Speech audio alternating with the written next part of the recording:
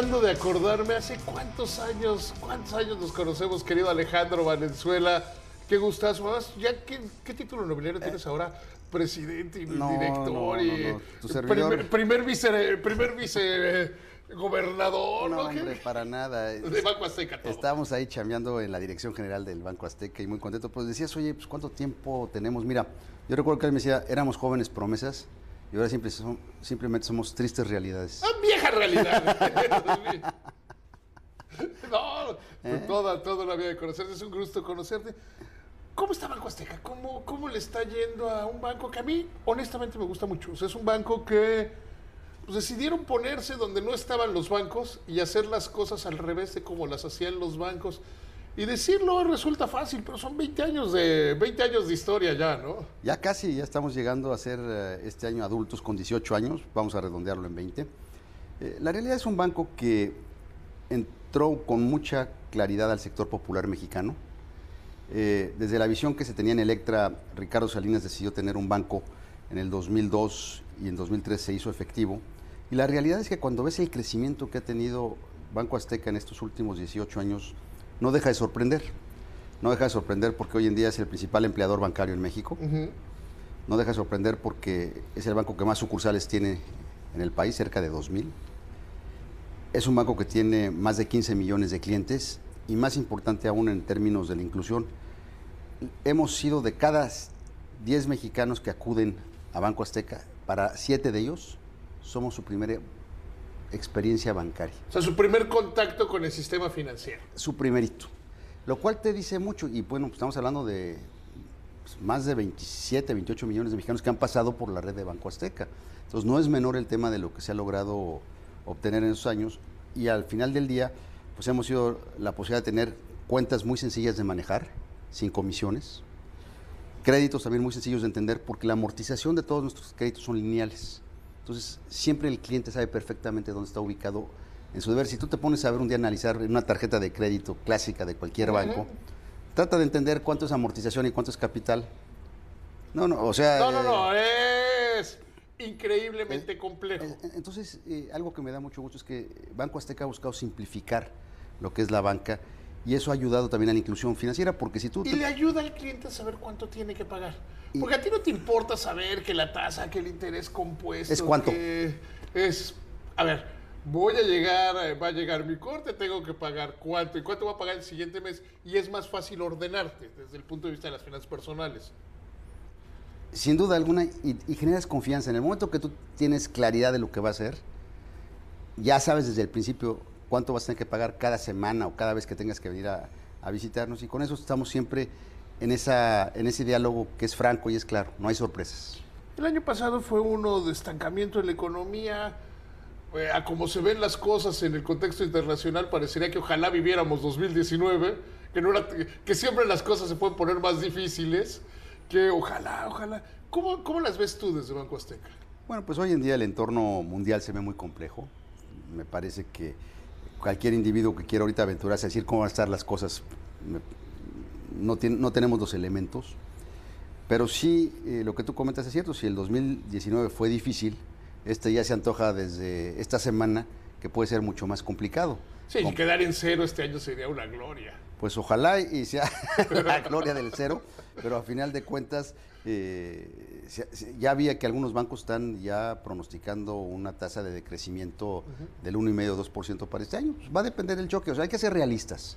Es que hay un punto tú con toda la experiencia, a ver si nos puedes ayudar. Ya me dijiste viejo. No, dije con la experiencia. Pues tenemos el mismo tiempo en esto, entonces los dos seríamos viejos. No, somos más o menos de la misma generación. Eres más joven. Llegamos más o menos a esto al mismo tiempo. El tema es, ¿qué tan rápido? Todo el mundo dice que el precio del petróleo se arregla en cualquier momento. O sea, ahorita que estamos hablando se puede arreglar. El tema es la crisis de salud, ¿cuándo se empieza a resolver o no? Básicamente en el punto donde encuentran la medicina.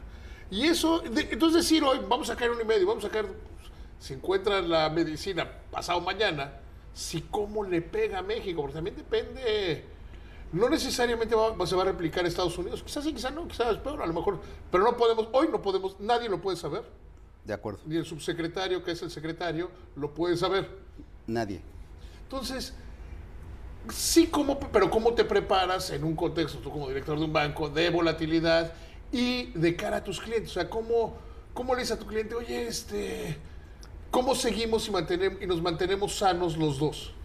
Bueno, ese es siempre el desafío. Yo siempre he pensado que un banquero debe ser alguien que al dar un crédito se relaciona con su cliente. No es una transacción, es una relación. Porque además el crédito vive en un periodo bastante largo. Digo, hay créditos que van a 30 años. En un hipotecario, por ejemplo, o en un crédito a un proyecto de infraestructura puede ir hasta mucho más. Y más allá, que buscas es establecer una relación. Sin duda. Dabas el dato, es la entrada de un cliente al sistema financiero, o sea, la mayoría de tus clientes es la entrada al sistema financiero. Tradicionalmente hay una gran lealtad a tu primer banco en el mundo. Y en México es particularmente. Es correcto. Entonces, tú lo que buscas es que un día alguien llegue y haga una transacción en Banco Azteca y 30 años después siga siendo. Y eso es porque tiene una buena relación de vida, digamos. Y hay confianza, hay credibilidad y hay una comunicación correcta. Entonces ese es el primer elemento. Hay que decirse, como dirían los chavos, las netas. Buscar ayudarlo. Al final del día, cuando vienes en un ciclo recesivo, hay dos diferentes comportamientos en un crédito.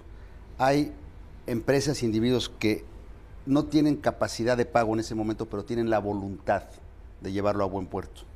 Entonces, la banca está obligada en ese momento a ayudarlo a encontrar los márgenes de maniobra para que pueda salir del impasse. Pero luego también, tristemente, hay aquellos que no tienen ya voluntad de pago, a pesar de que puedan tener la capacidad. Y ahí sí entras en un litigio que es contraproducente para todo el mundo y a final de cuentas rompe con ese vínculo de confianza y de credibilidad. Entonces aquí yo te diría, lo más importante es hablarnos las realidades, estar en contacto y ubicar en el tema de que se resuelven estos temas siempre con la mejor voluntad. Y ser muy realistas, lo que también uno busca por parte del empresariado y también del banquero, es si las cosas van a poner mal, de una vez anticiparlas. Porque entre más te sorprendan las cosas en un momento dado, más rompe el vínculo de la confianza y la credibilidad. ¿Cómo se están preparando ustedes en Banco Azteca? Considerando que es, otra vez, yo le decía a Arturo Herrera, que son aguas no navegadas, siéntese que se parece un poco a 2009. Una crisis financiera en un lado y en México una crisis de salud, nada más que en proporciones, proporciones diferentes, digamos, ¿no? ¿Cómo te preparas para eso? Bueno, la realidad primero, o sea, ¿cómo te preparas para una crisis? Yo creo que hay que aprender de las que han pasado. Tú y yo somos de una generación que vivimos varias. Todas. Entonces, a final de cuentas, eso te va dando un cierto entrenamiento. De que ya las vi todas y dices, no, esta es nueva. Es nueva, pero como que son primas. Tienen impactos similares. Pueden venir por lados distintos, pero se parecen en su ciclo. La amplitud. Entonces, bueno, el secretario de Hacienda comentaba de que sí hay una cierta similitud. Bueno, el 2008 fue un año catastrófico para el mundo, no se nos puede olvidar lo que pasó, que realmente implicó que se tuvieran que intervenir los grandes bancos en el mundo por parte de sus propios países. Y luego nosotros tuvimos una pequeña influenza porcina que duró, el H1N1, que duró poco más de un mes, en el 2009. Y la realidad que afortunadamente, que es lo que tú decías, pues fue un mes y medio. Aquí el tema es que todavía no tenemos parámetros, si va a ser un mes, va a ser 2 meses, 3 meses, mientras no encontremos la vacuna o de alguna manera se pueda contener este tema, todo mundo tomamos la decisión de mayor adversión al riesgo. Entonces, por eso la amplitud de la caída ayer de los mercados, por eso un poco el pánico, para llamarlo lo que es, y esa sobrereacción es lo que también muchas veces lastima más las economías, pero pues la naturaleza humana prevalece.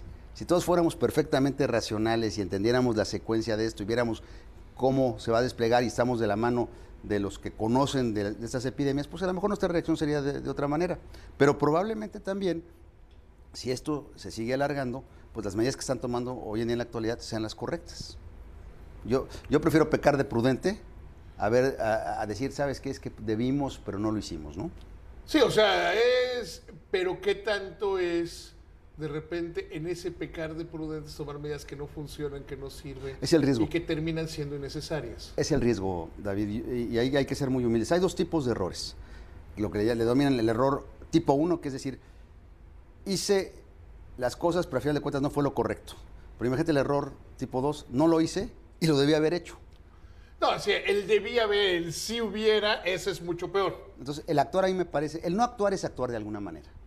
¿Tú estás de acuerdo con esta posición que está asumiendo la parte económica del gobierno? Decir, pues vamos a seguir lo que diga la Secretaría de Salud, nos vamos a mover como se muevan ellos, que alguien decide, pues son los que más saben, los vamos a seguir. Bueno, es trazarte un mapa. A mí lo que me parece pertinente y me gustó mucho la visión que tuvo el secretario de Hacienda de ayer, es decir, miren, ya vimos que en el 2009 hubo una sobrereacción en que cerraron restaurantes, escuelas y una serie de cuestiones sin razón de ser. Entonces, hoy en día tengamos un diálogo con ellos, lo que esperaríamos es que justamente el centro epidemiológico del país tenga esas capacidades de reaccionar rápidamente y en ese momento, bueno, pues lleguemos a la secuencia. La diferencia entre un fase 1, un fase 2 o un fase 3 para un país es dramático. En el fase 1 todavía podemos convivir, si estuviéramos en fase 2, esta convención ya no se hubiera podido llevar a cabo. Claro, ya lo hubiéramos con reglas de distancia, entonces. Tú y yo estaríamos nadando ahorita. Quizás estaríamos más divertidos, porque además seguiríamos platicando. Me da, no sabes qué gusto me da platicar contigo. Al contrario, es un privilegio. Y en Banco Azteca hacen las cosas, es de mis bancos favoritos. O sea, te lo aprecio mucho, hacemos bancos. nuestra mejor lucha y sobre todo pues, somos un banco que estamos buscando atender la inclusión financiera. Que encontraron otra manera de hacer banca y Otra. que la manera se replicó que hubo bancos que los empezaron a copiar durante un buen tiempo, ¿no? Con más o menos, ninguno con más éxito, pero yo sí creo que esa parte es muy relevante, ¿no? Sí, y orgullosamente mexicano. Que eso siempre, y con una visión, insisto, nacional. Qué placer es verte siempre. Gracias, mi querido David, amigo. gracias por tu tiempo. Que te vaya muy bien.